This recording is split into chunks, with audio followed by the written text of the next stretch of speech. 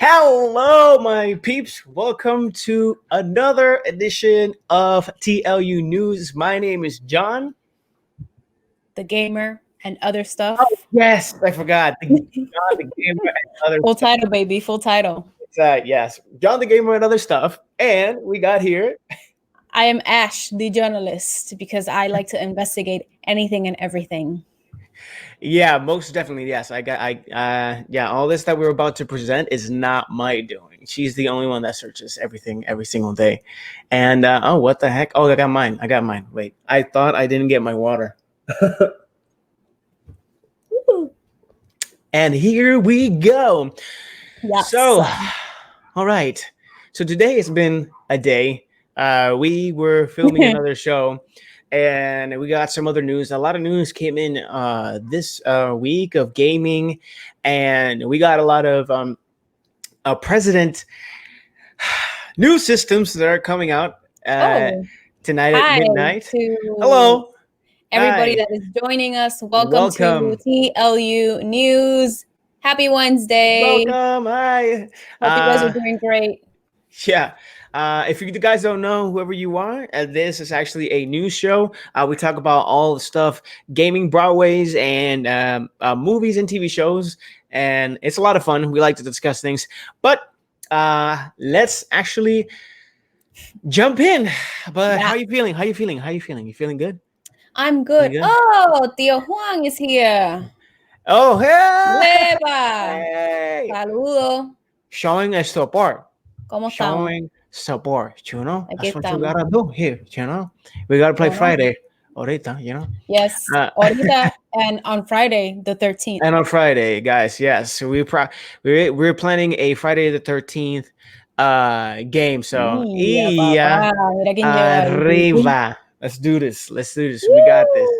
We got this. So let's jump right in. We got our first section of the day, which is Broadway Universe. This is actually Ashley's strong suit. Yeah, this is her thing. She talks about Broadway. I just listen and respond if I am intelligent enough to respond in this section of her strong suit.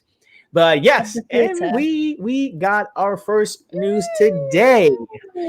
So the first news today is that NBC is going to air a Grinch special for Christmas with Matthew Morrison. Do you know who Matthew Morrison is, John? I was about to say I have no idea who that is. If you guys have seen Glee, he plays Mr. Schuster, the teacher. Oh, that's okay. All right. So I remember now. Yeah, so this musical is going to air on December 9th at 8 p.m. and it's going to be transmitted all the way from London in a live theater. Because I don't know if you knew, but because I know that we know the Jim Carrey movie, but there is also a musical, and it comes to New York City, I would say every Christmas, and it plays at the Madison Square Garden. Yeah.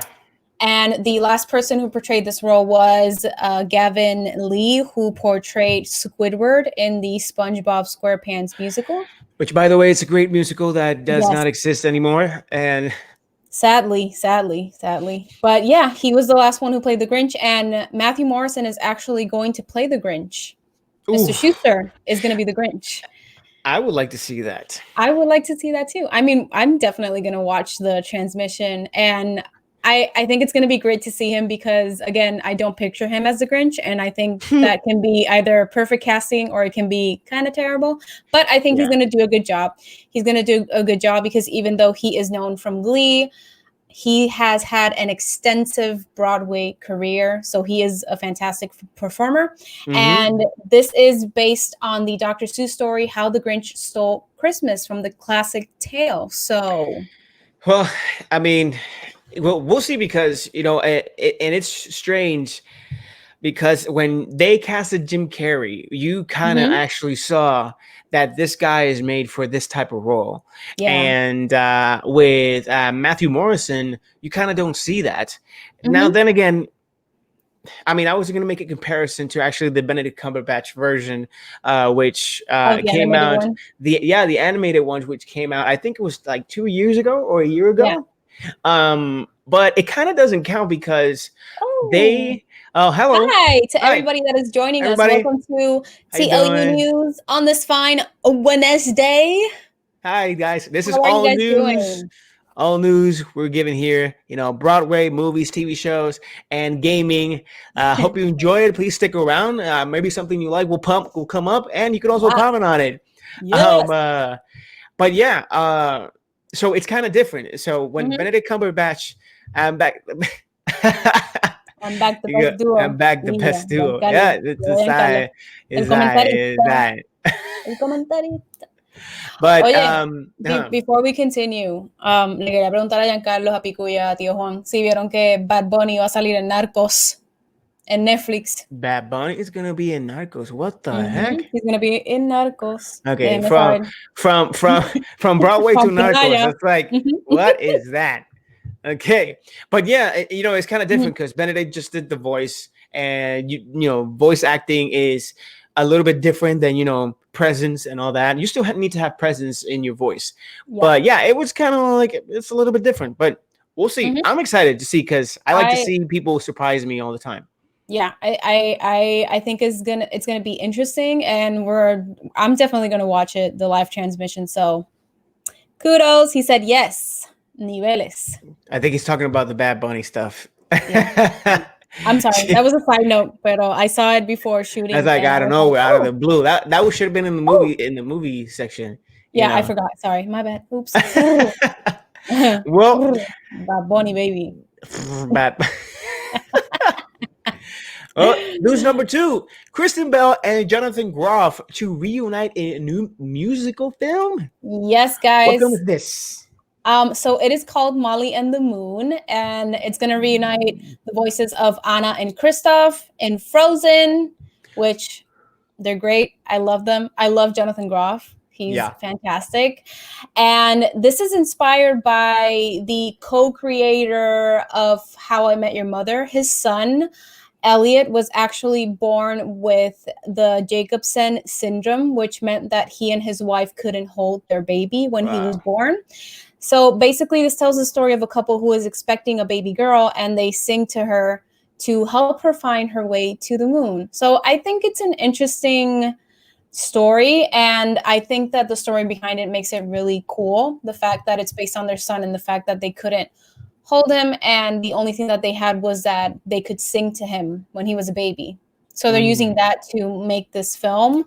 I don't know how the musical aspect it's gonna work, and what else will be added to the story in order to make it a little bit more interesting in a way, I think. But yeah, it is inspired by Craig Thomas, who is the co-creator of How I Met Your Mother, and it's gonna be directed by him and Carter Bay. So, well, I can tell you something. Again, these are great actors. Musical films actually have been having a lot of praise lately. And you already know what's my favorite musical film, and I think it's ours. It's Hairspray. Oh, I thought it was Phantom. What? Musical film? No. Wait. No, it's Hairspray or Phantom, and Phantom or Hairspray. Oh no, you're right. Oh no, you're right. You like Phantom more than Hairspray, I would say. I think I just mixed my emotions a little bit right there, but it's right. I got Phantom and I got Hairspray, but Hairspray from like the 2000s, the Zac Efron, the John Travolta one, and all that. I wasn't born on the 60s, so that's completely different. But I'm telling you, it's fantastic. The idea of, hey guys. Hi to everybody who's joining. Hi Welcome to everyone. Happy Wednesday. Yay. Here we talk about Broadway movies, TV shows, and gaming. So stick around. Maybe you hear something you like or something that you would have an opinion on. We would like to hear your opinion on this. But right now we're on Broadway news number 2. And as I was saying, I'm excited for these musical films to keep coming. As now we got The Prom, which a lot of people from what we saw and what we reviewed are excited of. So Yes. So let's see what let's see if it kicks in and people enjoy this. Yes. So definitely. Yep. So we got news number 3 on the Broadway way of the. You know what I was trying to create something clever. Of the Broadway of the Broadway way universe. So we got. Look who's here. Who is here? Who do we got? Angelo. Hello. Have you heard the song that they released from the prom? I have not, because I actually want to be surprised. I want to take this film completely like from scratch. I don't want to. I saw the trailer. I love the trailer. I really just want to have the. I already had the experience of seeing the show, so I really want to experience the movie per se. So no, I'm gonna wait until the film comes out. Definitely. Yeah, definitely. And right now, I'm taking a look at this, and I think there was a letter that was missed, and I saved you. I don't think anybody saw it. And here we go. What he say? So okay, wait a minute. So Angelo says it's Corden, so I was Effie. I was talking to John about this because John hasn't seen the show, and I've seen the show, and the character that James Corden is portraying in the prom in the show, he's very like flamboyant. He's very out there. And I don't feel that James Corden has that same vibe. So I definitely understand where everybody's coming from, saying that James Corden kind of doesn't feel right in the part. I guess we'll just have to wait and see until the prom premieres, see if he made any changes or what his interpretation is going to be. But that's like the whole gist of that. Broadway should bring back Jersey Boys. It is actually. I'm impressed that he actually spoke about this. I was like, what? Wow, Tio Juan. I'm impressed. Right, you got it. It's actually off Broadway. So you can see it. I had the opportunity of working there, I think 2 to 3 times. It's a very, very, very good show. Very good show. So. And that's why I heard the song, but I like it.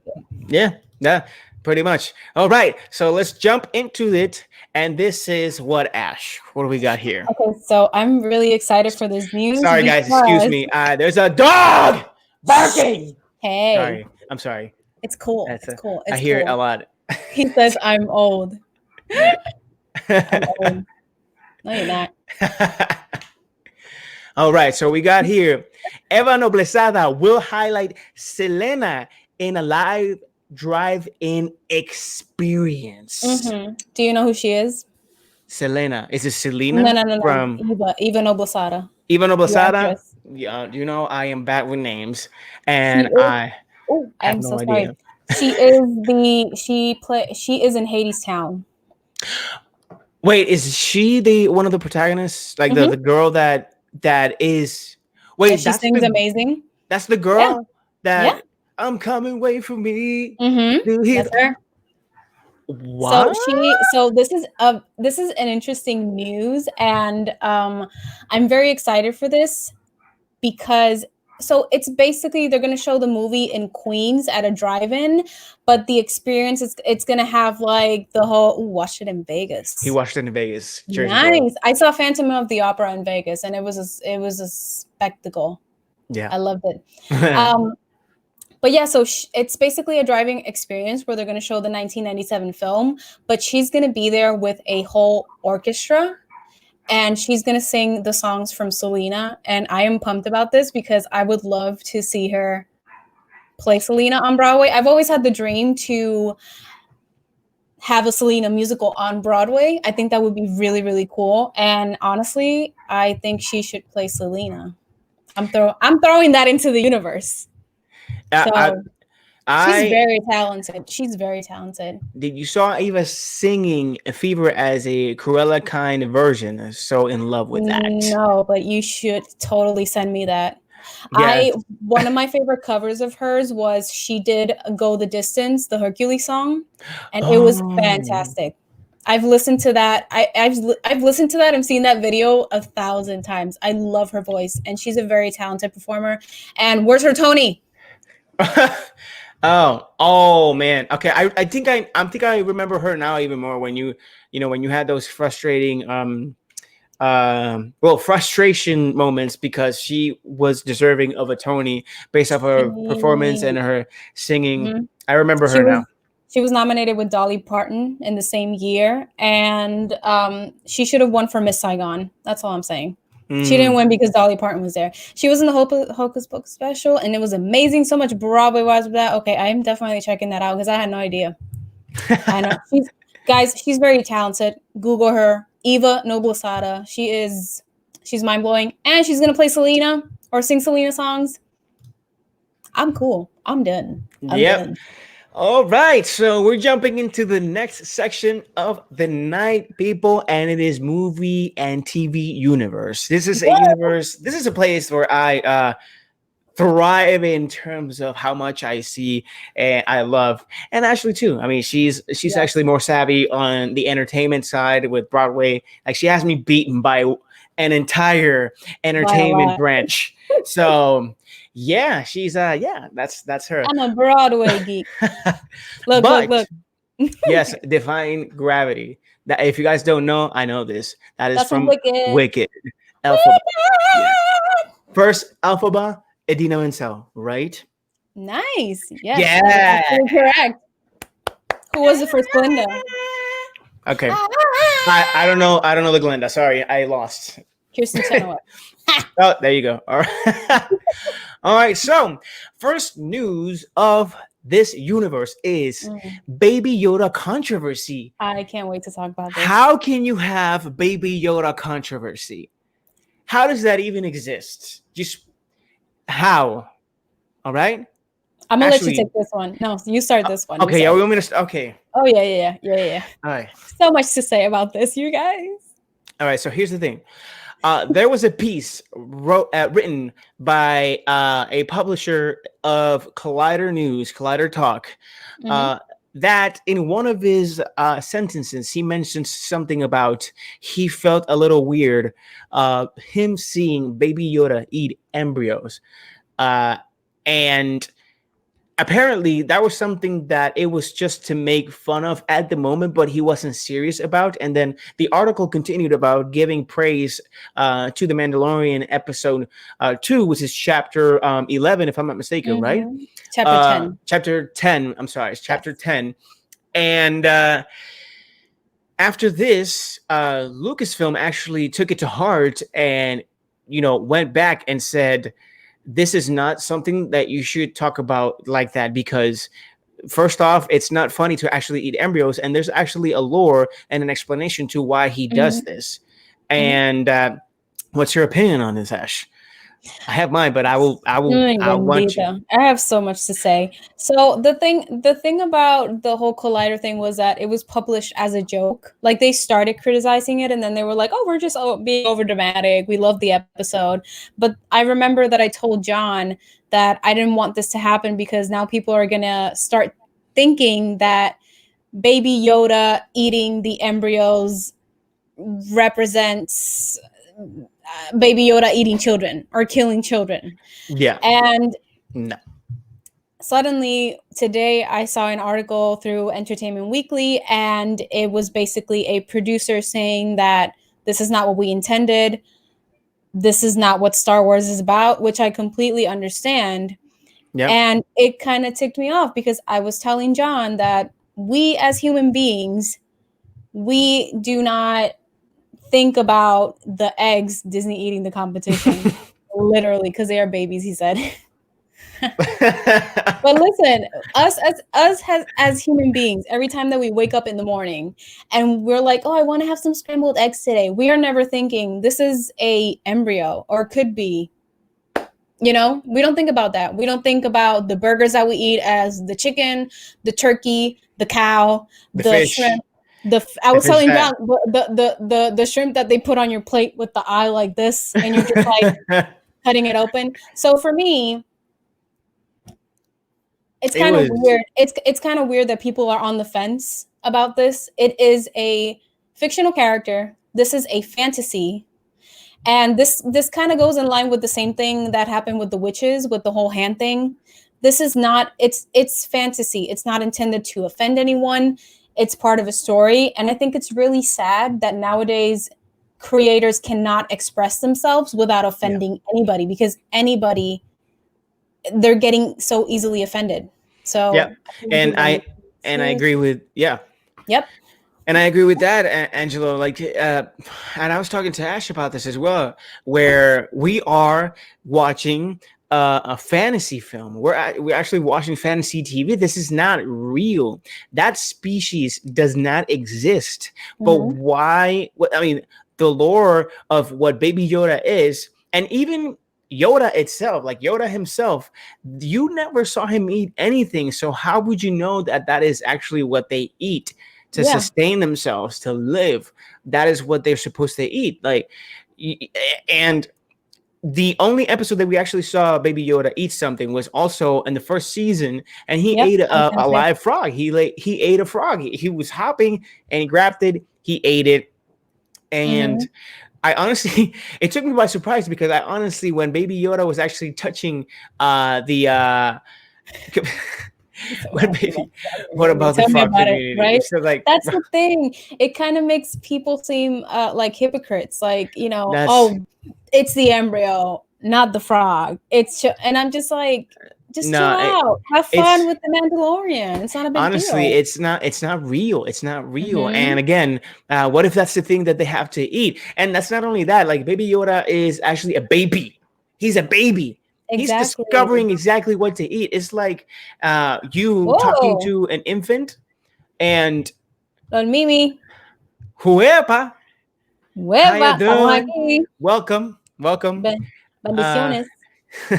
So it's like talking to a baby and telling him how you should educate him. Like, no, you should not eat the crayons. Like, no, you should not drink the Lestoil. That's for the bathroom. That's actually poison for you if you drink it. That's exactly what the Mandalorian is actually doing every time he sees him do something like that. And it was clear cut. Every time he took an embryo in front of him, he was like, no. Like, you don't do that. And he went behind him and he whoop. Why? Because he's hungry. Like, and I guess that's what he eats. But Yoda you never saw Yoda actually eat one of them. Or what if when he was in the swamp in Empire Strikes Back, what if he was making soup of was like frog soup? You don't know what soup that was. Or a creature soup or an embryo soup. You don't know. So people, honestly, I think are and to mention Angelo's comment again. He said, what happened? Wait, oops. Oh my God, I clicked the wrong one. Sorry. He said, what happened about the frog community? What happened to the spider community? Nobody is talking about the fact that Baby Yoda went and ate a spider as well in this episode. So what is that? Let's be clear. Mando gives food to that baby. Food, right? Yeah. I don't think he does. Yeah, and I think he tries, but not what he wants. Tries, and even if he does, it's not shown. So, but you can. It's implied in the fact that maybe he doesn't give him enough food of what he needs. He's never had a baby, so maybe Baby Yoda needs to eat at a certain periods of time because that species requires it. Again, there's so many ways that you can tackle this down that people can over exaggerate the fact that he's doing this real life. Like, it's fantasy. Yeah, that's the thing. It's fantasy. People nowadays really like to look at everything, nitpick everything. And it's just like, it's a show. What happened to sitting down on your couch, going to the theater and enjoying a movie like we used to in the 90s, for example? Like, we would see stuff in the 90s that was kind of stupid, but we would enjoy it because it was entertainment. And it's not real. And it's not real. It's no writer is sitting down saying like, oh, I'm going to write this episode and Baby Yoda's going to eat the embryos because, I hate children. Like, it's not. And even if they did, you wouldn't know. Exactly. No, but I'm just saying that this is something that happened in season 1, like you mentioned, that he ate the live frog. Yeah. Oh my God, that comment. that comment. All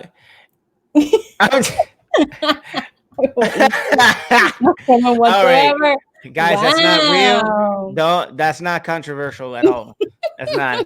Anyway, But yeah, yeah. so ending on Baby Yoda's note, but still Yep. jumping into the Star Wars universe, we got our second Ooh. news on movie and TV, which is new details on Star Wars all-female lead show. What's up with that, Ash?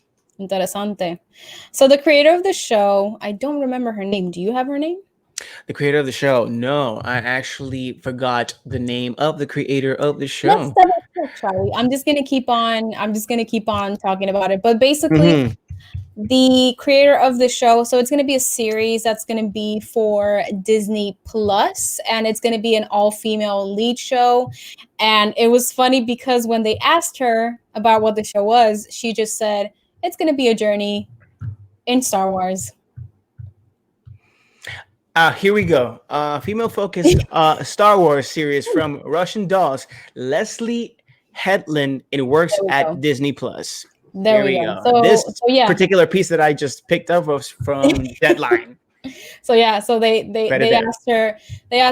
asked her about the project, and she said it's just going to be a Star Wars journey. And John and I looked at each other and was like, cool, that seems like something new. But then she added the fact that she is going to take this opportunity to introduce characters that aren't known, which has me quite interesting. But apart from that, she didn't spill the beans a lot about anything. I like this idea. I really hope that it's done well, because my worry with all female lead shows, or them transitioning something from, having a male cast to female, is that when it's not done correctly, it can be kind of like nagging in your face. Like woman empowerment. Woman, this is coming from a female. This is coming from a female. And I'm just like, I didn't pay to see this film, or I'm not sitting on this couch to be smacked by woman empowerment. Like it, I just want you to entertain me. So that's what worries me. If they take that approach, I'm just going to be like, if they do a show that's really well done, then I might enjoy it. Kudos, yes, and we don't know the story yet. We don't know exactly what the show is going to be about. It just says it's a journey to the Star Wars universe. Yep. Of course, it was going to be to the journey of the Star Wars universe, and I think yes, and I think it was actually miswritten. The fact that yes, it's in the Star Wars universe, but you're going away, or maybe steering away, or taking some elements from the Jedi storyline, which was happening with Anakin, Obi-Wan, and everybody we know already. Aside from the Mandalorian, because the Mandalorian, again, it's actually something branching off that line, but it's still in the Star Wars universe. So I'm guessing that's what they're trying to do with new characters, from what we heard. Not many that we've seen. And of course, you'll see the fans such as ourselves. I won't do that, but trying to request, characters that we know and we've seen. But it's always cool when characters on other, series and other types of other side of the world type of thing, intertwine and meet. So, for example, in The Mandalorian, and the first episode, the last scene was actually us seeing Boba Fett. Yes, that is an interaction right there. That's not between them, but us as an audience. They're crossing paths, and it makes sense because with what happened with the Resistance in the last episode. Yes, and what happened with the Resistance or rebellion, if at this point they are a rebellion, with whoever knows, because it's 5 years after the second Death Star got blown up. And here we have, I don't want to know characters because people start hating how they are writing, how they are written, I guess. Yes, exactly. Yeah, I understand. For me, it's what I mentioned. The problem nowadays is that companies and movie studios have this idea that bringing an all-female lead show or changing it to something that is being requested in a certain community means that you have to, smack it in the face. And I don't think that should be the case for these types of projects. I do think that they can be well done, well executed, with a great story, without being so in your face of the message that they try to send out. So that's just how I'm kind of iffy with this show about that. It worries me a little bit. Yeah, and I agree with that. Again, just have to be careful where they thread and the interactions that they have. And yes, we would like some things to happen in the Star Wars universe, but don't take too much into don't get controlled by us because we want it some certain way, because there's so many thoughts, so many brains, like millions of brains in this universe that love Star Wars, that there's so many different ideas that not everybody's gonna love or get what they wanted, but they somehow most of the time get something that they love and got surprised by. So yeah. And that is, I wanted to bring what Angelo says. So he says the Star Wars universe is big enough. You can use the same writers that do Rebels or even Clone Wars. But yeah. he also states that the problem is that mostly these writers just know how to write for men. And that is true.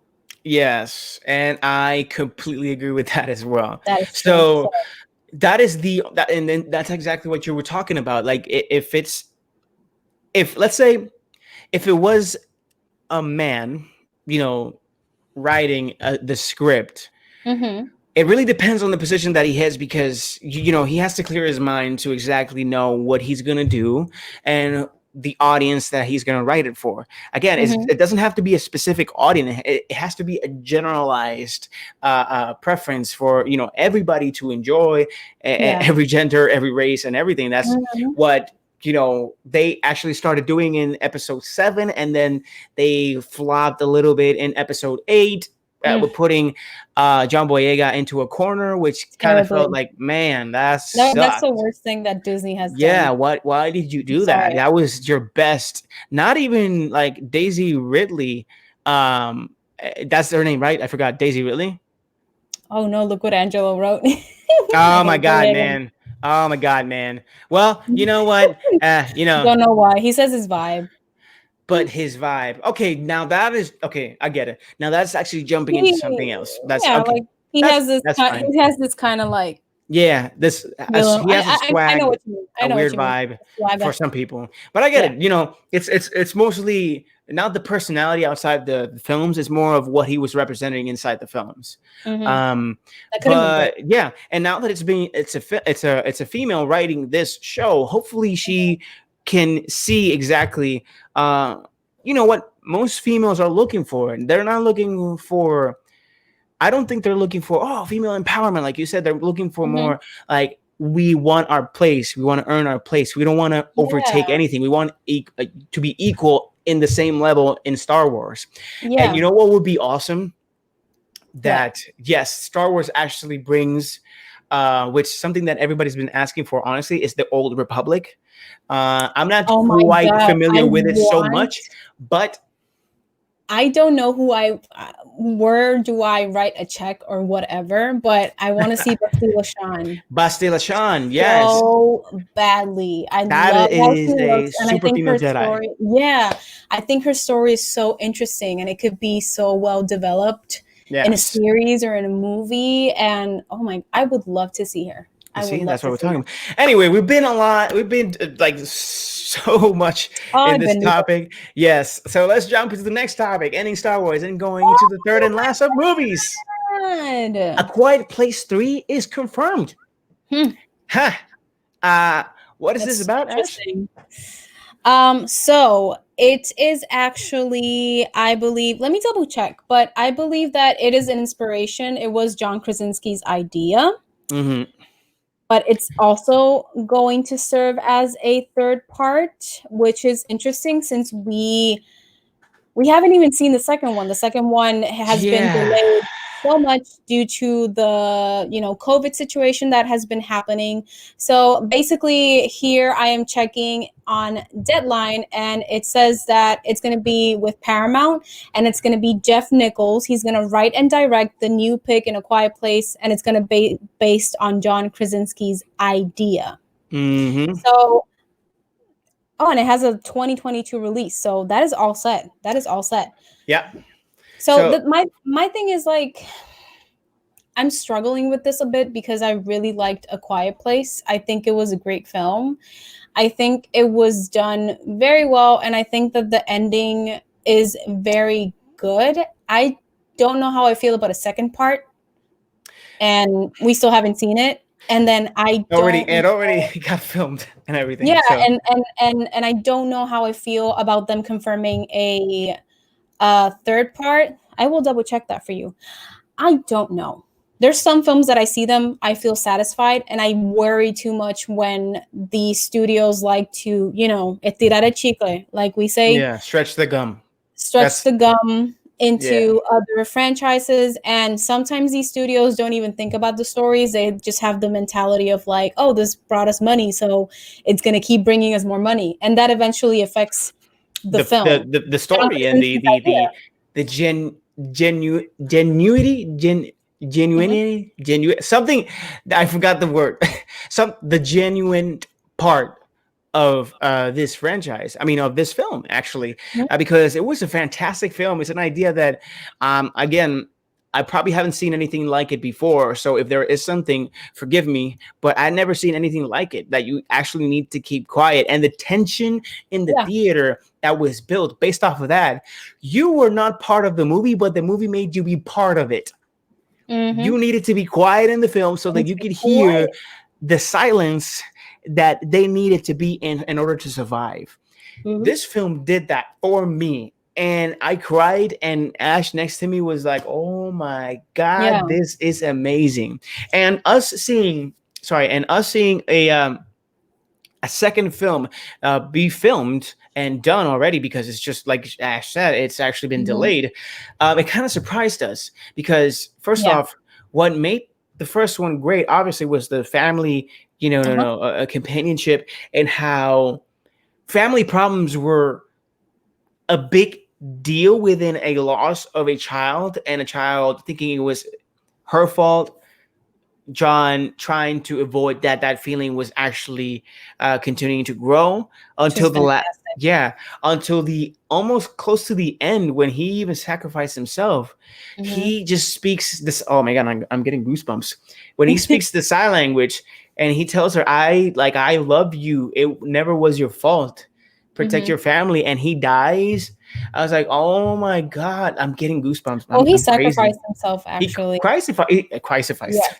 sacrificed himself. He Christified himself, guys. Put that in the dictionary. So to answer your question, Angelo, it's not a spinoff. It's a third part.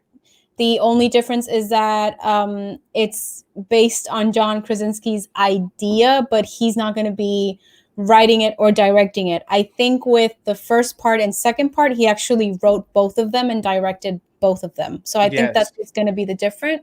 The different. Oh my God! Difference. We're bad today in our, dictionary. Guys, it's been a long day. It's been a long day. It's been a long day. Yes. So he says the second won't be as good, but it's going to be used to expand the universe. Yeah, exactly. It could be. Yeah. That's actually it. I just don't know what.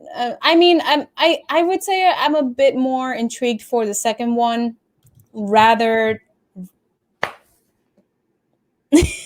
I said rather. Rather than. Okay, guys, bye. No, rather than the third one, because in the second one we are going to see Emily Blunt's character in a different way than from the first one. So he can't keep directing. He has to become. Hell yes, he does. Yeah. Marvel, get on that. I'm still waiting. Russell Crowe, Unhinged recommended. Okay. I've heard about that film. Okay. Yep. Put it in the list. Wait a minute. La listita, apúntalo. I'm writing it down right now because I don't want to forget about that. Unhinged. Unhinged. Okay. So the thing is, I agree with this, because expanding the universe right now in this is, I don't know, it's so weird. But again, I think they're trying to do like a Walking Dead in movies for this apocalyptic side. Yes, that's what I think. And I don't know, maybe it'll even jump into a TV show, A Quiet Place. Season 1, and then season 2, and then season 3, and then season 4. I mean, but do you think that, I think maybe the best thing that they can do is that, Angelo, tú me eres la mente. He just said it. because he said, okay, so we have here, we have to go through part 2 first, and then we see. Yeah, definitely agree Yeah. on. But Yeah. Angela said, I always thought that the second one was going to be with another family in the same situation. So what I was going to say right now is that maybe the third one is going to It's be going to be a that. family in a different situation. I mean, Yeah. in the same situation. Yeah. Wow. The, Ay, estamos hoy malísimo, bro. the second one, but the second one, it is just what happens to the family, how the family can progress without, the guardian of the family, which Exactly. is, John Krasinski's character, because while Emily Blunt's character was pregnant, he was, the one hollering all that, and he was trying to investigate how to kill them and how to find other people. So it was crazy, but that's what it is. But I guess we'll see. I don't know. We'll see. we'll see. But now, ladies and gentlemen, we're done with the movie and TV universe. It was a long segment this time. We talked a lot Wow. about it. I mean, that's Now, good, right? We're talking about no, it. So yeah, we're talking about it. We're we're talking about talking it. about it. Talk But about it. now we're gonna go into another section of mine that I love, and it is the gaming Da, da, da, da, da, universe. da. Bam. Now, now, with the Sorry. upcoming new system that will probably be coming in, no, not probably, will come at midnight. See. Um, I think it's Eastern time, if I'm not mistaken, the midnight of every other place. Then later on, there is a controversial review, and there was gameplay release of this game in particular, and it was one of actually my most expected games because of its beauty and its lore. But then I started seeing the gameplay trailer and kind of like a little bit of what it would entail, and we're talking about Godfall. Godfall. Apparently, IGN actually released a 16-minute first PC gameplay. And this was run at 1440p at 60 frames per second. And if I'm not mistaken, I think PlayStation 5 is not supportive of 1440p, which is kind of weird. And if I'm wrong, please correct me, guys. Please correct me. Is it Um, the it's the graphics? Yeah, it's the higher the p the higher the p. It's the pixel resolution. The pixel resolution. I believe that is. It's not what I said at the beginning, but Okay. anyway. Not the higher the P. Yes. So IGN actually got a review out and other publishers, but we're talking about IGN because it's pretty much similar to almost every other review. And I will read you the key points. And this was by Tom Marks. Godfall feels like a game that will probably occupy that space for the PlayStation 5, parenthesis, to which it is a time of console exclusive, putting it in the company of games like Rise, Son of Rome. When I read this right here is when I started understanding, like, oh, it's this type of game, not the actual mechanic, but hear me out. Rise of Son of Rome on the Xbox One, Red Steel on the Wii, or even, dare I say, Knack of PlayStation 4. So far, it's an amusing loot-based hack and slash with a gorgeous look and loads of loadout choice, but a thin story and strategically similar missions have kept it from feeling like much more than skin-deep fun. Now, the article goes on and on and on, but to summarize the rest, it is that the side missions and all the missions that are out there are actually kind of repetitive. The only thing, hey, Whitey, hey, Hi. Whitey269, how are you doing? Welcome. Thank you How for are joining you? us. Happy Wednesday. Almost that was. Here we're talking about Broadway gaming TV shows. We already jumped the first two. Hopefully you watch this video again. But right now we're in the gaming section. Please stick around. If you know anything about gaming and all that, just, put your comments right there. Definitely. And everything else. And, thank you. And I like your beanie. Thank you. Yeah. And here we got Angelo. Thank you for this article, actually. It says, currently the PS5 does not support 1440p in accordance with Nishino-san's thinking that they want to prioritize support for TVs. The article reads, according to Eurogamer source translation. Oh, yes. Thank you very much. That is exactly true, and I wasn't mistaken. Thank you for the backup, Angelo. But yeah, it's trying to support TV more than Hi, it's yeah, it's trying to support that, and I agree. I agree because uh, hi is mom. Hi Blanca, is ¿eres tú? mom. Oh, I think so. Yeah, yeah. Blanca Blanca escribe Whitey. si Blanca eres Whitey. tú. Ay, Dios mío. Chillado. No puedo Oh breathe. man. Okay. Hello. That's my mother right there. Okay. No Yes, puedo like con Whitey. I ella. was like, wait, it now makes sense. My Wow. mother's name is Blanca, and she wrote her name Whitey. It's like, oh, that's from Me, Myself, and Irene. Yo, that character, Bobby, you remember Whitey? It was like, Whitey. Ay, santísimo. Anyway, jumping back to Godfall, yes. Mhm. Apparently, the missions are actually repetitive. The only thing that's actually kept him on a drive to try and finish it, it was the story, which once you finish it, apparently it's just like Destiny, as you mentioned, and you actually guessed it. That it's just a looter shooter going to the Yep. same stages, killing the same people to try and loot your gear up. And I don't think those games are that fun anymore like that. They want something new, and which we have a news earlier about a certain game that actually flopped Ooh, with a I lot of think money. I think we're gonna be talking about Yeah, that a there's a lot. lot of games that Same with Star Wars. is like, yes, it See, was yes. her. Hey, Blanca. The witch. Yeah, but But yeah, I wanted to say that you mentioned Destiny, and I think it was one of the first things that I told you, and you were like, "What do you mean?" And I was like, "It's the yep, same yep, thing as yep. Destiny. It's just And you were different. right. It's just different with the location and the characters and the enemies. That's the only difference. And from the experience of watching the 16 minutes that I watched on IGN, it just feels very repetitive. I don't know Mm-hmm. how the story is. They are mentioning a lot the faults in the story. I don't know because I haven't, we haven't had the chance to play it.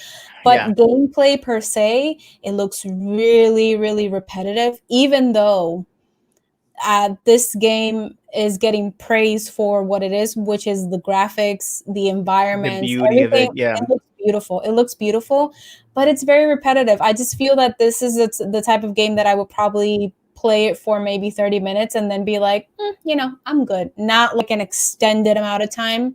Yeah, it's only worth for probably its story. Yeah. Yeah. So that's what's happening right now in Godfall's section of gaming. But Yeah. we'll see, because it actually launches in a few weeks, if I'm not mistaken. So we'll see. We'll see what goes on with that game. Now, We'll let's jump into the other game that's having a bit of yeah, controversy. yeah. Not controversy, a bit of a downfall, like push. And this is Marvel's Avengers. Oh my gosh. You want to take this one? Yeah, so basically what is happening with Marvel's Avengers is the fact that it underperformed. I think Square Enix is expecting Enix. Square Enix, Enix. Yes. Jordan Peele. Jordan Peele. That's an inside. That's gonna be an It's an inside joke inside joke. It's an now. inside joke. Jordan Peele. So Oh yeah, man. so the company is getting ready to maybe have a loss of I think 148 million. Mm-hmm. So that basically means that the game underperformed, and the issue with this game is that they were hyping it up with so many characters that were going to come in. There was going to be an online community where you can fight online with other players, but nobody is entering the servers. No So one. that's really sad. And the other thing is that a lot of people are speculating that it might be the start of or the launch of the free play. So for next month, Yeah, it's free to play. or Yeah. at some point, it's going to be a free to play game. Oh, hi to the people who are joining us. Gang Taki. Hello, welcome. Wolf. Hi, whoop. The Sparrow Wolf. What Eva, up? How you buenas. doing? How you doing? Bienvenido. Asuka, guys. This game is. Doomed right before the start. Aquí Yeah. estamos talking about news, Broadway news, gaming, movies. Ahora mismo estamos en el gaming section hablando de la pérdida de Marvel's Avengers. Yo, look at this. Avengers, Avengers, the Age of the Lost Fandom. Yep, Oh basically. man. Yes, that's pretty much what we're talking about. It's like this is I mean, right yeah, before the start. right. Man. Yeah. I mean, you know It's what? a shame. You know what's the problem about this game? I really find it so repetitive. It's another case that I find it Wait. that I find it really repetitive in terms of the enemies. We haven't even finished it, and it came out a while ago. I think we found Black Widow, and there has been no interest from us to find Thor and then continue the game or finish the game, because it's not a story that keeps me invested. You know what I'm saying? So it's a story that I might play for 30 minutes, and then I kind of get bored with the dynamic of the fights. Every time that you face an enemy, it's the same enemy. I think they just change maybe colors or I don't know, man. I feel that this game should have been more. Exacto, tanto potencial y Puerquete.com. Él lo dijo ahí. He said it right there. Perfectly. And it sucks, man, porque it's the Avengers. It should have been a great game. And I'm definitely gonna finish it because I want to see the story, and I think I already know how the story might go. And the other day I was playing the Black Widow side of the story. Yeah. And I think we're now heading to try and find Thor. But you know, it's a shame. Honestly, it's a shame. And you know, not a lot of people can feel the same. Not a lot of people feel the same way. Some people just, you know, enjoy the playing. But yes, the combat is kind of repetitive, and the enemies are repetitive. And I do like the story till where I am at this point. Now, because of this, apparently, this is just a rumor. We might be mistaken. This is just a rumor, but apparently, because of the flop that has been Marvel's Avengers, we might not see the DLC for Spider-Man next year. Oh yeah, I think that's something that I was talking to you about it. Because it was like, huh? And I saw today, I think they lost more money with each upgrade. Yeah, I think that was their problem. They were rushing so much to get characters out and announcing characters because maybe they didn't have the response that they were expecting.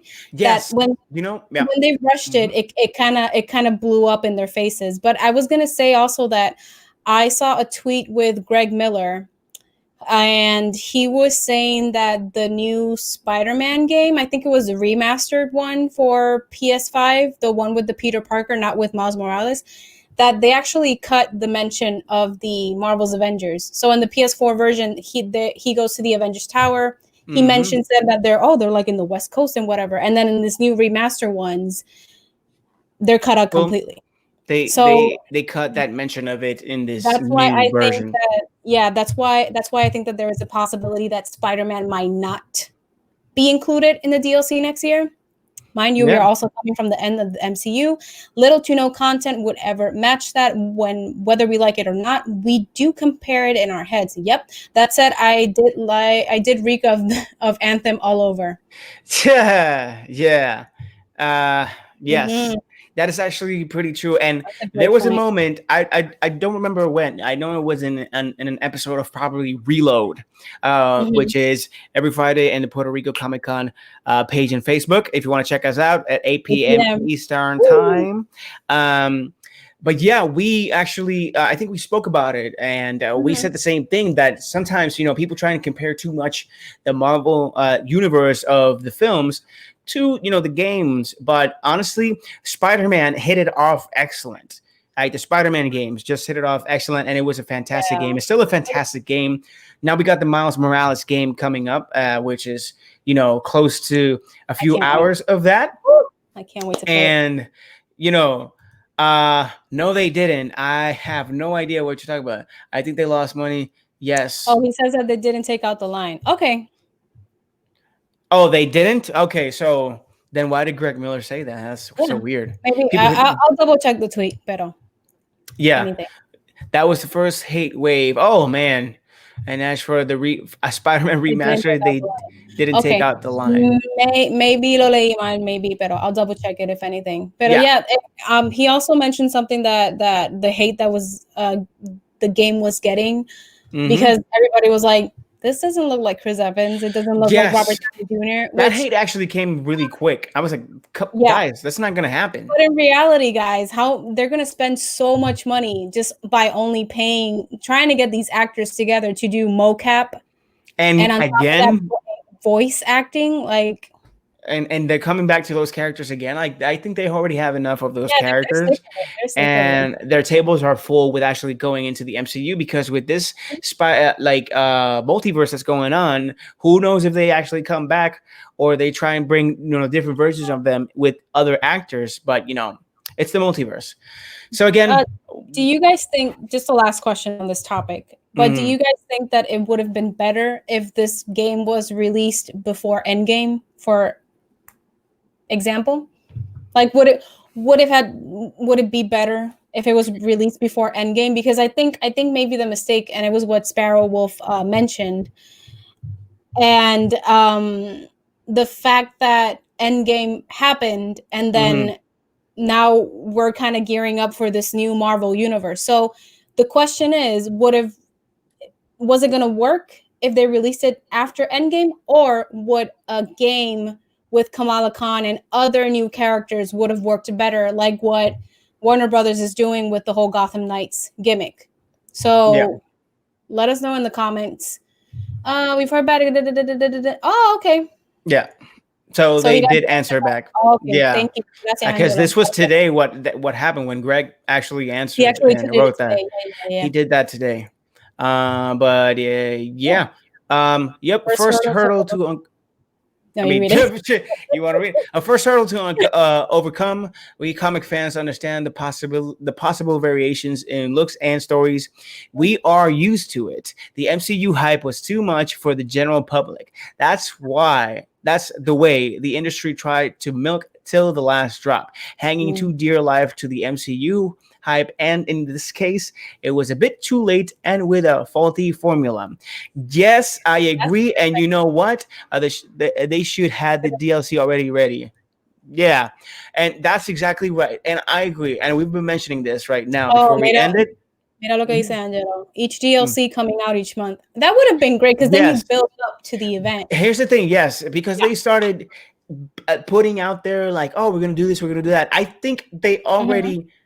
Either they were trying to right now, like Sparrow Wolf said, they were trying to run with the MCU train of the film industry, other than just focusing on their own time and letting it, ride. And then they started bashing, oh, there's going to be an update for Hawkeye. There's going to be an update for Black Panther. There's going to be an update for Spider-Man, for her daughter, for his daughter.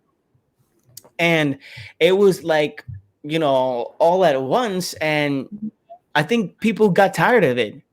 They actually flopped on that side, on the communication side, on just shushing everything that's coming up.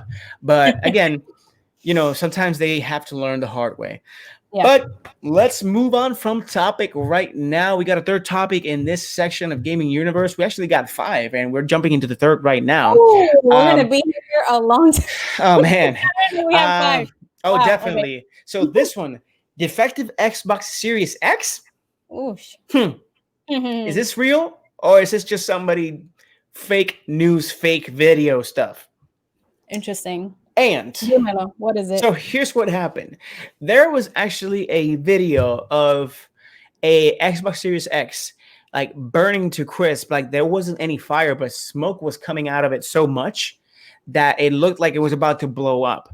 Now, there's a lot of sources and a lot of places saying that this could be just a fake video, or it could be a fake box that was created just to destroy the popularity of the Xbox. Now, if we actually try and look some articles here, some of them, again, this is mostly this type of history and trend that every single first day system is also faulty, and every first wave is always faulty.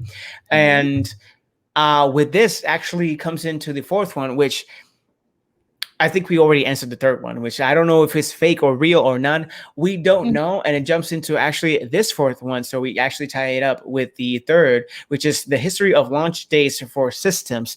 Does it matter?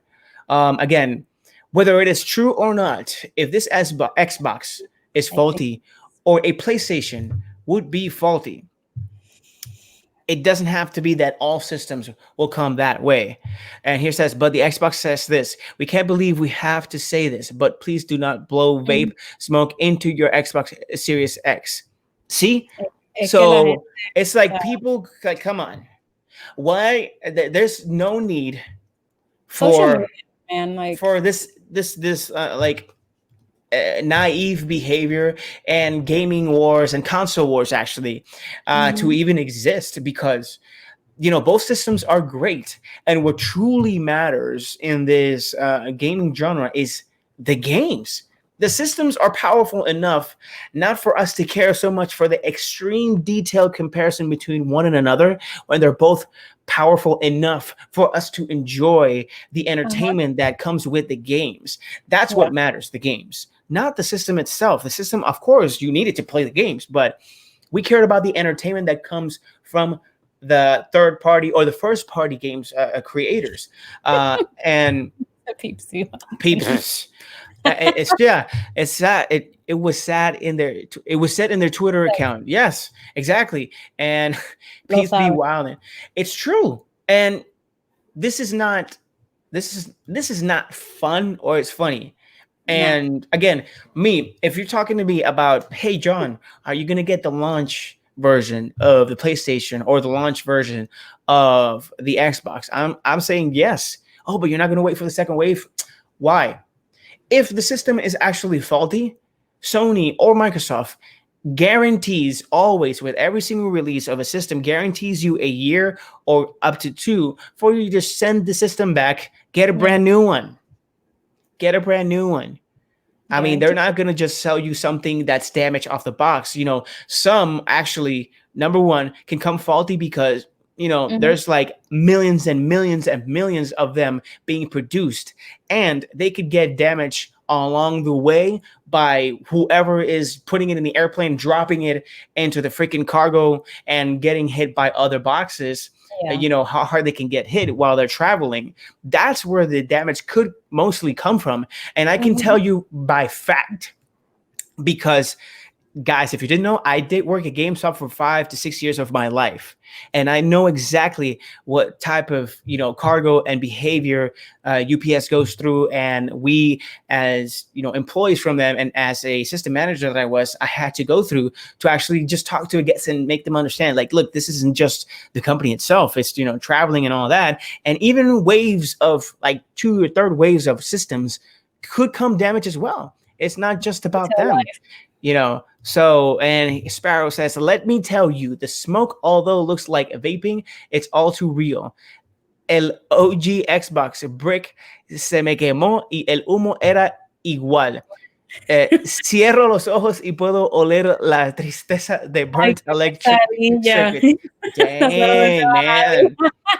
The OG Xbox burning to crisp. That was heavy. That's heavy. But Angelo says he will let us know this weekend. Yeah. Oh, yeah, exactly. So that's the thing. Like, some can come faulty, some will not. Same thing with the other waves. You don't know. You don't know. And if you really want to enjoy your system, just go buy it. If you got the money, just go buy it, man. Don't. You know what's my problem with these things?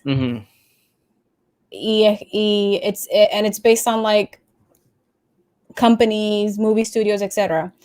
I feel like sometimes this happens just to get like some type of publicity, because regardless of if it was fake or not, the Xbox got either more hype or more publicity today because of this video. And curiosity. Is real. So it makes me think, do companies like really not know this, or do they send people to do these things just to get some type of publicity to it? It's the same thing when they leak a game. When EA was like, "Oh, we leaked a game, a Star Wars title," and I'm just Or it could be either a extreme fanboy of PlayStation or somebody that got paid by Sony to just publish a video like this. I don't know. I mean, at the end of the day, like they're being talked about, and that's what Xbox One. No existe nada como mala publicidad. There's nothing like bad publicity. Yes. Exacto. Entonces, mira, it says here. No, pero antes, it says here. Ay, Dios mío. Uy. It says here, pero creo con este clip, it was just a hoax, misleading info to throw shade on the release. Console fanatics son más malos que cristianos versus ejeres en sus tiempos de yeah. See, that's what I'm saying. It can either be done to damage a brand or to get it more hyped up. So yeah, exactly. So you know, you never know. Lloré como nene chiquito when that happened. First console I ever bought con el sudor de mi frente y se me quemó. Pero como 3 años después de comprarla, so le saqué el jugo. So guys, he's saying right here that was his first console that he actually bought with his sweat and tears as he worked, and for that to happen to his very first console, for it to get burned, you know, it was harsh. But then, you know, again, I think he bought it again and got it fixed, and then, you know, it was great. But it will happen to other people. It will happen. There's no excuse from it, and don't think yourself out of that situation. Hopefully if it doesn't happen to you, that's fantastic, you know. Preguntale a Orange Guy and DC. Yeah, the Sparrow still look at the numbers. Oh my gosh. Okay. But yeah, definitely. So all right, so jumping into the final news of gaming, here we go. And it is based off my favorite PlayStation 5 game. I mean 4, sorry. My favorite and number one PlayStation 5 game. I can't believe I'm saying that because I also loved Metal Gear Solid Phantom Pain 5. That's Metal Gear Solid 5. It is The Last of Us Part 2. Oh, no sabía. Wow. Yeah. Yo leo mentes. No. Yes. So this news. So this news entails The Last of Us Part 2 on PS5 supports haptic feedback, yet not optimized for the system. So Ash, and everyone watching, I'm going to inform you on what this is. Like, the haptic feedback is the feedback that you actually get from the system controller. Now, this report, yes. Now, this report, we haven't felt it yet. Of course, it hasn't come out. But this was from the people that already have the system, and this article was from Games Radar, and I'll read the following. Naughty Dog have yet to announce whether or not The Last of Us Part 2 will get an optimized upgrade version for the PS5. However, when running backwards compatibility on the next-gen console, the game has haptic feedback on the DualSense controller. And here we go. If you played The Last of Us Part 2, you're probably aware of the ability to control motorboat in the game. We tested the DualSense impact with that too, and it turns out the controller will rumble just like the boat engine when you start it up. Oh, no. Knocking into obstacles while steering the boat, as well as sweeping around corners, will also result in feedback on the DualSense. Even simple things like DualSense glowing green to match the atmosphere of the moth, a loading screen has been added, and it's really effective. Now, you're gonna have to play this game again on PS5. I definitely will. And they also added. They also tested the controller with God of War, and it turns out that the game also has enhanced DualSense feedback, especially when opening Kratos' shield or throwing his Leviathan axe. You can feel the impact in the controller immediately. Oh my god! So this is gonna be like when we go to Universal Studios or Disney and we watch like the movies, and then we feel everything like on the seats, and we're like, "Oh my god!" they're gonna make like chairs that move when you're like moving on the game, and it's gonna be the full experience. It's true, and I think that would be, you know what? You reminded me. I really want to throw this into the universe in a minute or two. So, yes. the haptic feedback is actually a thing now, and this Amazing. new controller actually has a great ability to actually, yeah, it has a great ability to immerse you into the universe and the world that you're playing, whichever game it is. And apparently Last of Us, which was again my highest praised game in PS5 due to the story, the gameplay. You already know, we cried, we laughed, we had so many feelings. Honestly, I know you played this and I saw you play, but I might even play it because this is like, yes, we are going for it. Ooh, mira, Paola said I need it.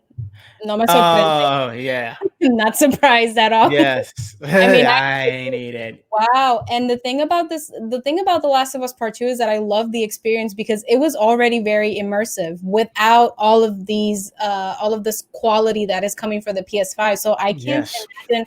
I think it's going to be even more enhanced for the PS5.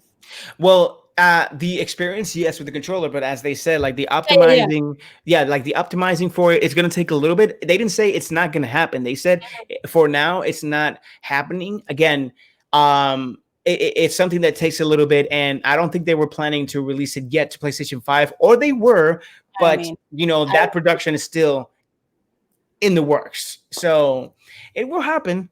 It will happen. I will wait on that. Like I am waiting for Cyberpunk 2077. So oh man.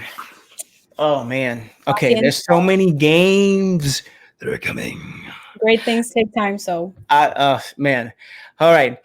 Well, guys, we're jumping outside of this realm already from the gaming news, the TV, and the Broadway, and we're jumping into a section that we love so much. That I mean, we've only had one episode with it. This is our second episode with it, and it's called "Throw It Into the Universe." This section right here says, "We are ready to see your experience." Oh yes, thank you. We will. Maybe I'll stream it on Twitch. Yes, we definitely will.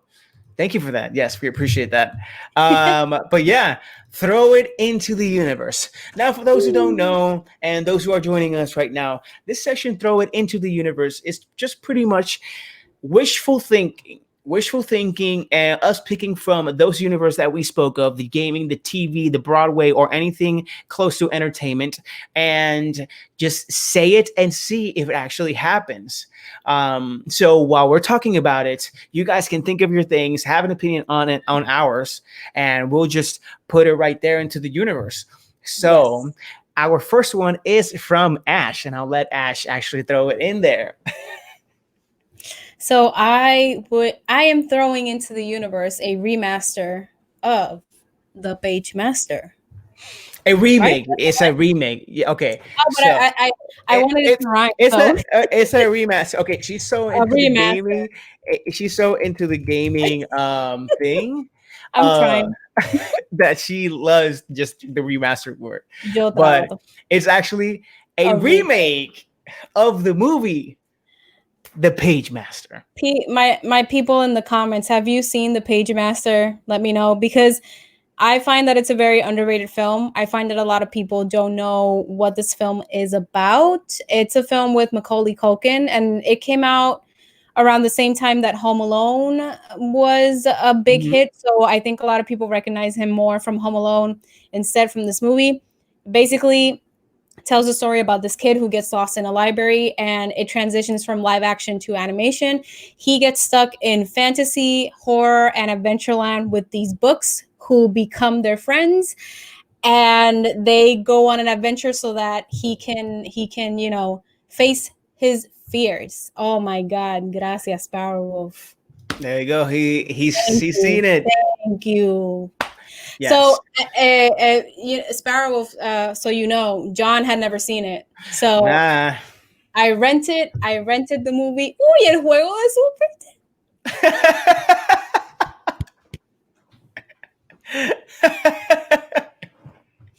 Oh my God. Sparrow, you're making her night right now, Sparrow. Yes. But John had never seen it. So I rented it. It's on Amazon for like $3. And I was like, let's watch this movie. And he loved it. He loved it. Yeah. We were... No, dime. No, it was fantastic because again, I have never seen it, but it was great because this is such an old line, but it's so true. They don't like make them like they used to. And not that they're not great, like animated movies from nowadays and all that. It's just that there's a very different feel from how they used to be till now. And I loved the way that it actually blend in reality with fiction because the movie actually starts What the? Oh, no, él la vio. Like, yo pagué para que él la viera. we no Yo la alquilé. I saw it. Ya yo la vi. Yeah. I hadn't seen it before, but I saw it. And but the fact that they blend in the reality with fiction and that he actually became a cartoon, it was actually super enjoyable. And I really would love to see, and actually we spoke about this on our review. Actually, if you guys want to see our review, go to YouTube. If you want to see our review for the Page Master, go to YouTube. We actually explain this in the movie, in the review, where it would be awesome if they actually make a TV show on Netflix or whatever chain does fantastic with this, and make it into a 10-episode thing where they can expand this universe. And every time the kid went to a different book, like a different world, it's that whole season for that adventure.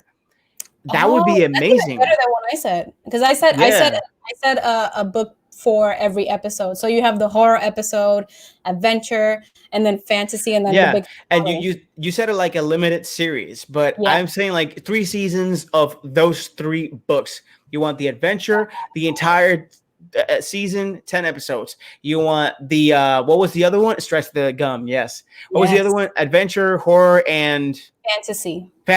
An entire one of fantasy, and the last one we could do horror. Because I think the last book was actually horror. I mean, right? No. The horror was the first one.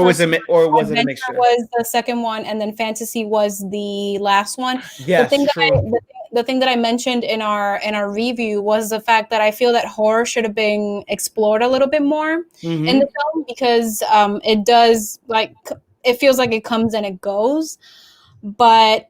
Man, I even told John that it brings a question that if they do a remake, would they do the same thing in the film, that it's transitioning it from live action to animation, or would it be awesome to see it live action and then still leave it live action and transition it into the fantasy world? Yes, definitely. Oh my God, I'm going crazy. For sure. And Sparrow says, I would also tie in a moral value per episode. Brother, yes. And you know why I agree with that? Because this kid had problems with being so precise of every single thing. He was very meticulous. He would he would calculate everything, the percentages of danger, damage, success. And he was so like too much, and he was just a kid. So this could actually help the youth of nowadays and become more in the present. And instead of being so much on the phone, so much on the cybernetic side of everything, it's like, live your life, live how we lived in the 90s. Because when I was living in the 90s, it was jump to my backyard, stole the lemons from my neighbor, and then used a broomstick and used it as baseball.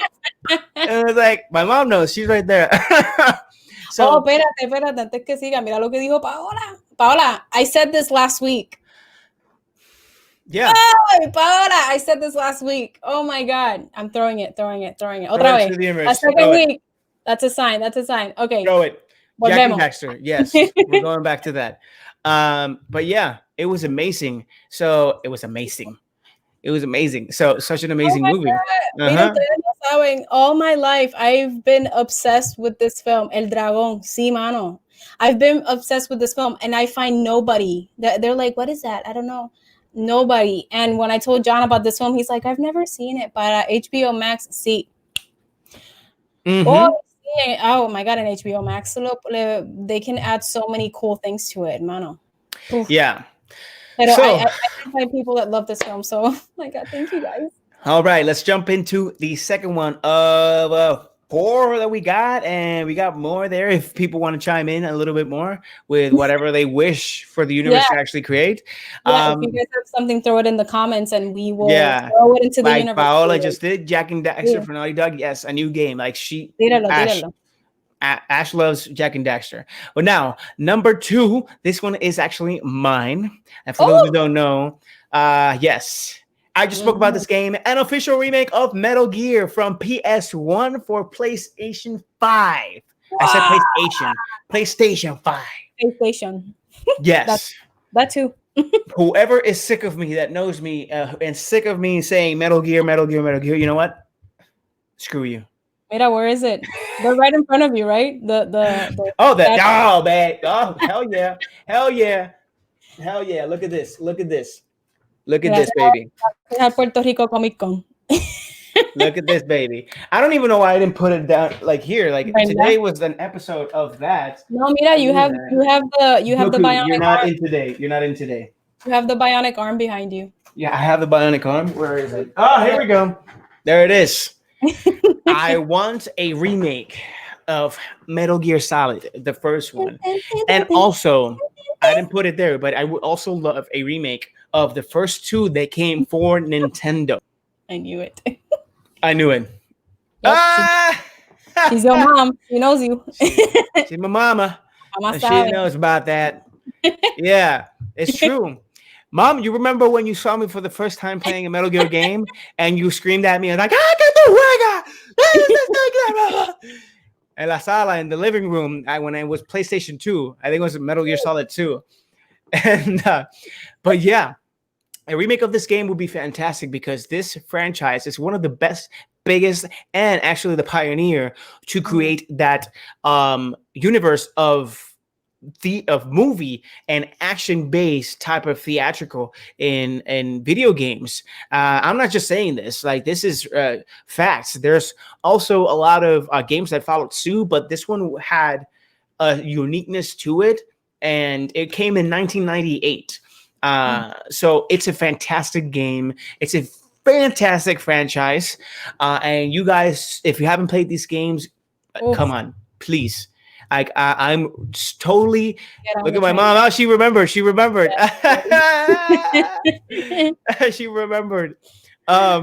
But it is a fantastic franchise, guys. You have to see this, and it actually speaks a lot about what's going on in the world right now. And I will tell you, this is just my analysis, and a lot of people actually speculate this, and it's true. And it's true with a lot of movies and a lot of games. A lot of the times, or half of the time, again, speculation, this is not a fact. Of course, I'm not going to say this, but a lot of the times when games are created or movies are created based on some sort of reality and mixed with fiction, they have to sign certain NDAs, the game designers and the directors, if they actually got certain information from, let's say, the military or a group or something like that to try and actually help their story push it a little bit further. Again, this is not me stating facts. This is just a rumor and a speculation. And it makes sense because Hideo Kojima, how the heck does he know a lot of the problems that come in the future? And even Death Stranding is actually a game that kind of predicted how we should be living right now in order to be protected from this, pandemic and this virus that's running around. We cannot touch each other. We got to stay far away. We got to be protected. Less contact, and that's what Death Stranding is actually about. In a sense, it's more to it than that. But the nations are. Oh, whoops! I got excited. The nations are divided and all that. So Death Stranding. Also, if you haven't played this game, played. Some people who might think it's boring. It's actually It's not for everybody, but in my opinion, it's a piece of art. Death Stranding. Yeah. Metal Gear Saga. Go play them. They need to be made. Throw it into the universe. Yes. And I forgot to show you guys the actual man, the true man. Right? Snack. Bam, bam, bam, bam, bam, bam, bam, bam.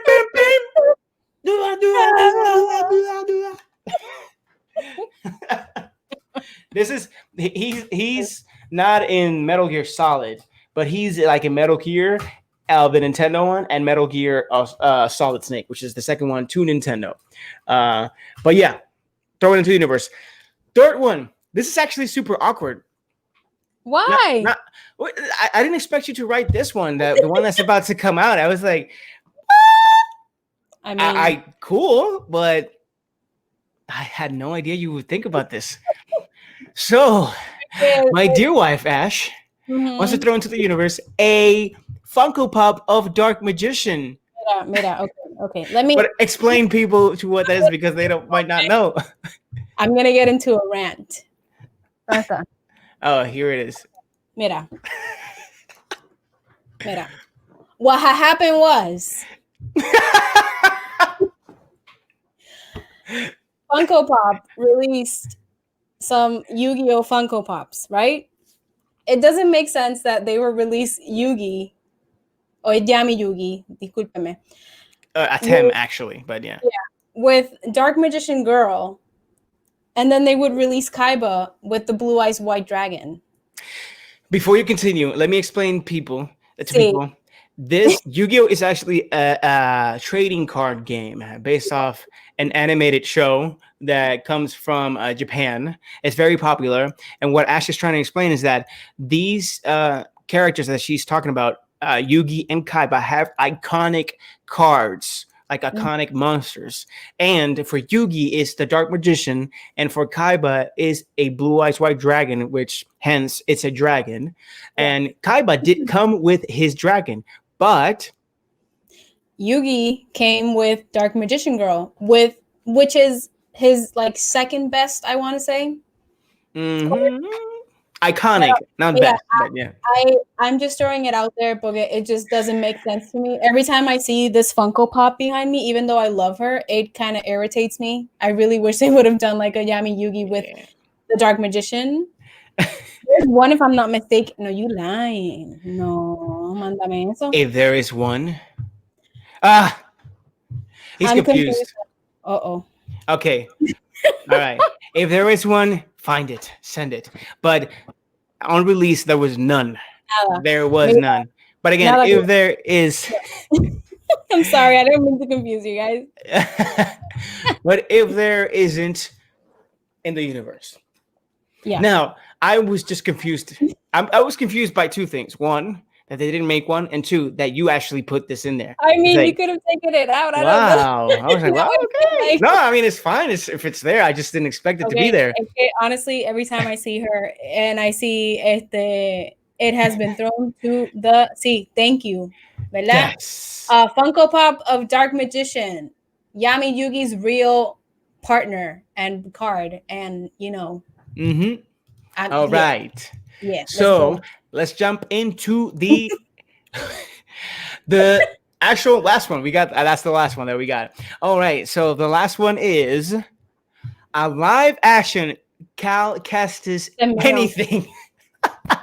A live action Cal Kestis anything. I love this character. I love Star Wars Jedi Fallen Order. I found one, but I'm not sure. Okay, if he's not purple and has not a green staff, it's not Dark Magician. Yeah. He needs to be all purple. And ya se te dio haz de una boom. Oof. And your chat, it's going. Okay. Okay. All right. Got it. Mira. But jumping back. I love Star Wars Jedi Fallen Order. I'm happy that they're making a sequel. Cal Kestis is probably my favorite character in Star Wars. Hi. For those who are joining in, thank you for joining us for our podcast. We're almost done. Sorry you couldn't join us early. If you want to check this video out as soon as we finish, you can jump back into it. We speak about Broadway, movies, TV shows, gaming news, and right now in the section we are is Throw It Into the Universe, which is actually wishful thinking for any of those sections that we talked about or anything else that you want the universe to catch and for it to happen. Yes. And right now we're talking about Jedi Fallen Order, particularly the character Cal Kestis. Yes. And this is Ash's wishful thinking. So I want a live action Cal Kestis anything. I love this character. I would love to see him live action, even if it's like a limited series or something. And I vouch for Cameron Monaghan. I think he's a great actor. I think he's very underrated. If you guys don't know who he is, he plays Cal Kestis in the game, but also he played the Joker in Gotham, and I think his performance was great. He doesn't usually get recognized. It starts with Send me that. Yeah, he sent it already. The universe responded. The universe responded. Mira, oh my gosh. Okay, jumping back to Cal. But yeah, I really would like to see this character live action. There's a rumor that he might make an appearance in The Mandalorian. It kind of doesn't make sense because The Mandalorian takes is it after? It's after. It's after. Yes, I mean he could make an appearance, but it won't be. I don't think it will be Cameron, because Cameron's story is right after the Empire takes. Yeah, it's right after the Empire takes over, and when the Empire, goes to fruition, like dies and all that, it's about 20 to 30 years after that fact. And the Mandalorian started after the Empire got knocked down and 5 years later.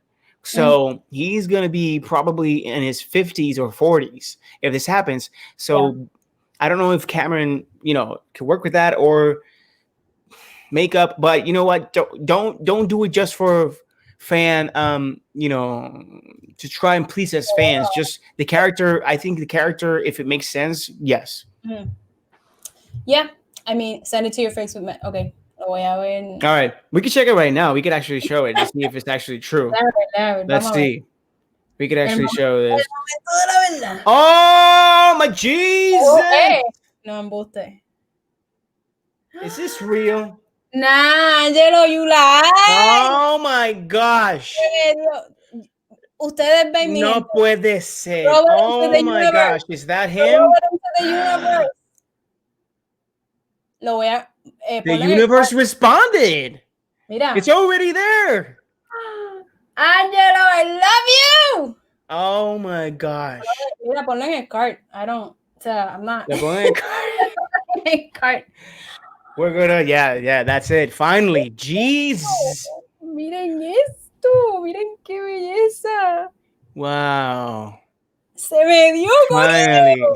Ave Maria. I would never thought my wife would love The Dark Magician, because when I met her, she knew nothing, absolutely nothing about Yu-Gi-Oh.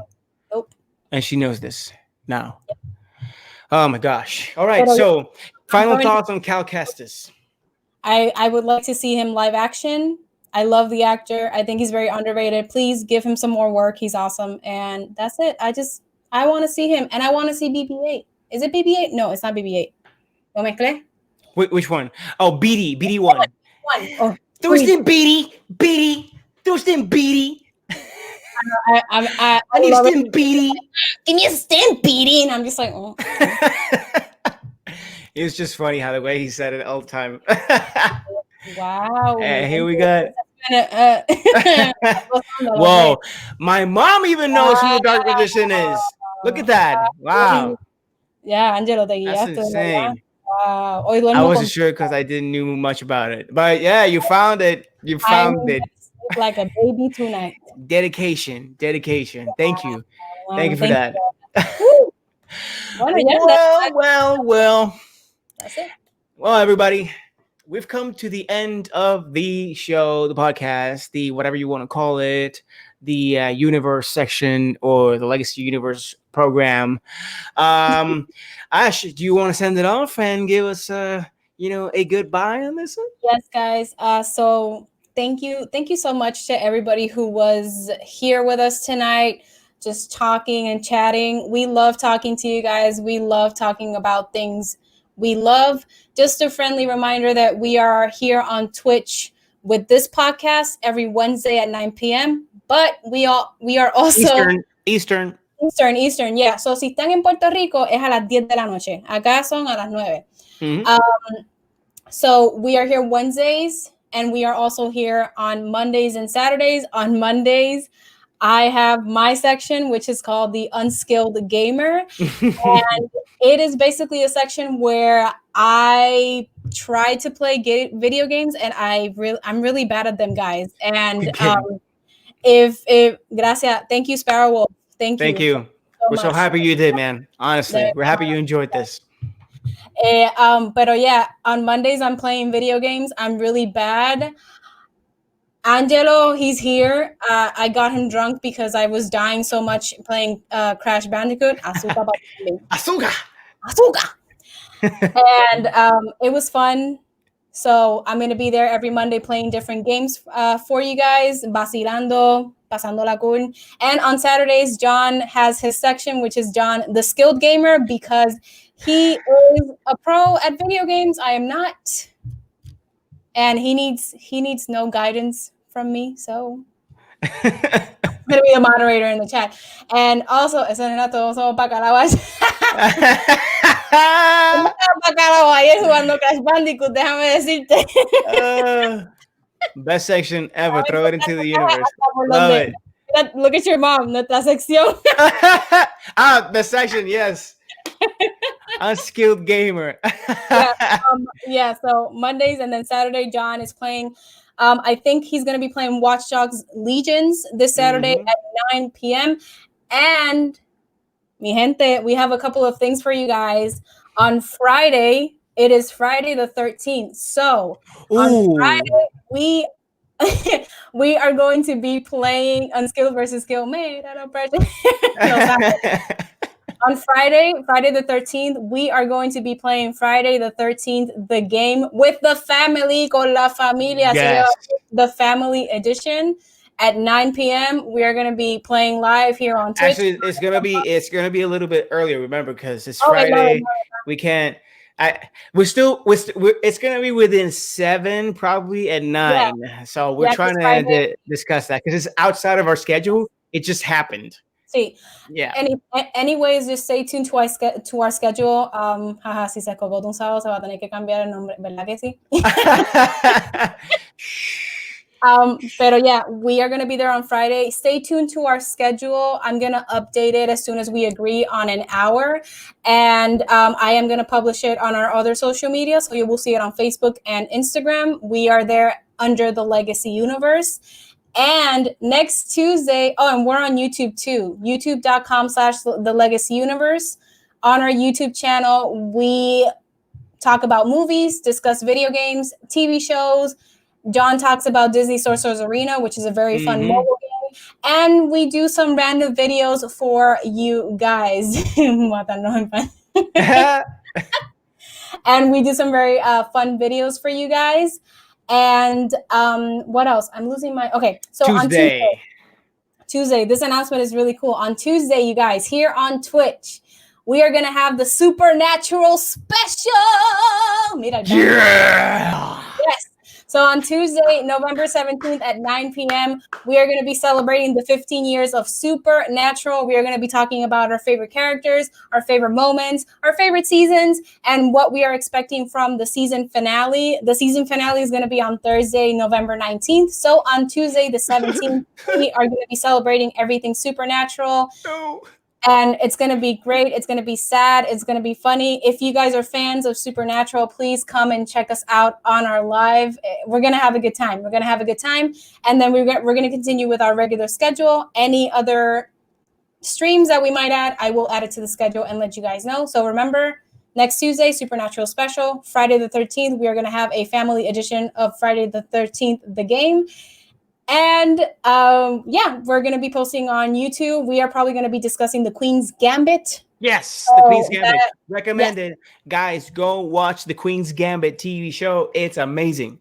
Queen's Gambit. Netflix. Queen's Gambit. Limited. That will probably be live this weekend. Also, remember that we are going to be discussing Supernatural episode 19, I believe. And every Monday we have Mando Mondays where we Mando Monday. Yeah, right. Every Monday we discuss every episode of The Mandalorian to celebrate Mando Monday. So we have a lot of fun content for you guys. Please Mando Monday. It out. Yeah, the Legacy Universe, Facebook, Instagram, here on Twitch. Thank you guys for watching. That was a crazy send-off, but you know what? It's live. We're doing it. Hey. All right. So thank you guys later. Nos vemos. This was fun. Yeah.